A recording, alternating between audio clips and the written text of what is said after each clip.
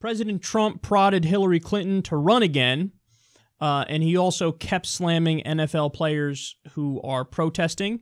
Let's see what he had to say. In an interview earlier today, Hillary Clinton said that she did not believe that players taking a knee in the NFL was about disrespecting the flag. Complete odds with the way that you have portrayed this. You fired back in a tweet saying you hope that she runs again in 2020. Why? Oh, I hope Hillary runs. Is she going to run? I hope. Hillary, please run again. Go ahead. So she's at odds with you over whether or not this is disrespecting the flag. Is she right or is she wrong? I think she's wrong. Look, when they take a knee, there's plenty of time to do knees and there's plenty of time to do lots of other things. But when you take a knee, well, that's why she lost the election. I mean, honestly, it's that thinking. That is the reason she lost the election. When you go down and take a knee or any other way, you're sitting, essentially, for our great national anthem. You're disrespecting our flag, and you're disrespecting our country. And the NFL should have suspended some of these players for one game. Not fire them, suspended them for one game. And then if they did it again, it could have been 2 games, then 3 games, and then for the season. You wouldn't have people disrespecting our country right now.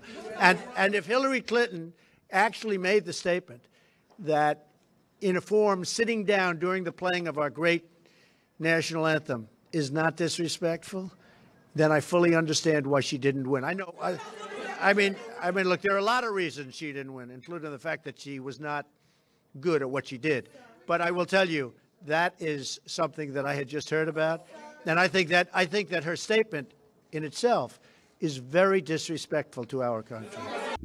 That's nonsense. Of course, it's not that she didn't win because of this. This literally wasn't even an issue at the time. I don't think they discussed it, did they? I don't know when Kaepernick even did his kneel at the first time. I know it happened under the Obama administration, but I don't know if they mentioned this in the debates. I mean, maybe they did, and if they did, it was just a blip in the radar because I certainly don't remember it, and I was covering this shit inside and out. So it has nothing to do with the fact why she lost. She lost for a zillion reasons, most of them having to do with the fact that she represented the establishment, she represented the status quo, and she was for NAFTA and all the deals that outsource jobs in the Rust Belt, and she lost the Rust Belt to Trump because Trump was more populist, and that's what put him over the edge and made him win, even though, he lost the popular vote by like 3 million votes. But he won the right states because he had a populist message. So that's why Trump won. Nothing to do with this. And again, what's stunning to me is how they've managed to flip the argument right on its head. Because half the time, the people on the right love to, cover themselves in the flag and say, no, we believe most in the Constitution and we believe most in free speech. Well, here you have an instance that's about exactly that. It's about free speech. It's about free expression. And it's also about protesting police injustice. So you're missing the mark if you're saying this is about the flag. They hate the flag. They'll all tell you they don't hate the flag. They're saying we are dissenting to try to make the country better. You know that old saying, dissent is the highest form of patriotism? Because they're dissenting to try to improve the country, to try to stop police brutality, the killing of unarmed people. So that's what they're talking about. Now, you never bring that up, because if you bring that up, you're going to lose that debate. So you have to say, oh, you hate the flag. And they're like, no, we don't hate the flag. This is how we are protesting to try to get action done in that realm, in that area.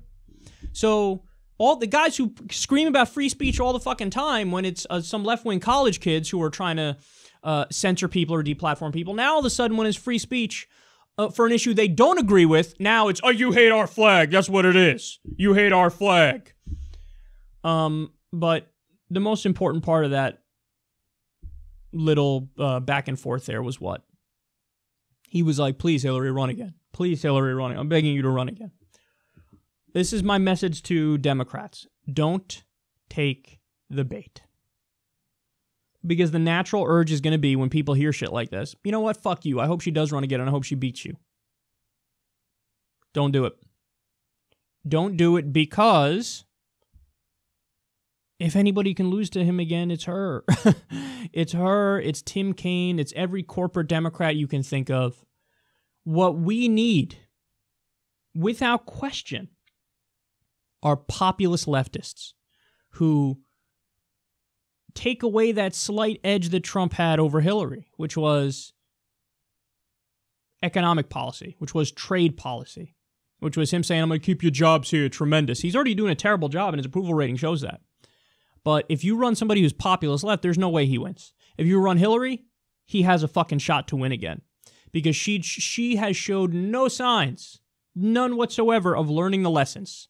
She's doing a tour and doing her greatest hits, where she goes out there and blames James Comey and Jill Stein and Gary Johnson and Russia, and she deflects as much as humanly possible. And, you know, she refuses to accept the fact that maybe it's because you voted for the Iraq War, maybe it's because you voted for NAFTA, maybe it's because you or supported NAFTA, maybe it's because you supported Wall Street deregulation, maybe it's because you're cozy with the establishment. Doesn't see it at all.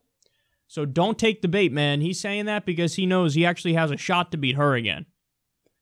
He would lose to almost any Democrat who's not a total corporate Democrat, and she is exactly that. She is as corporate as it gets.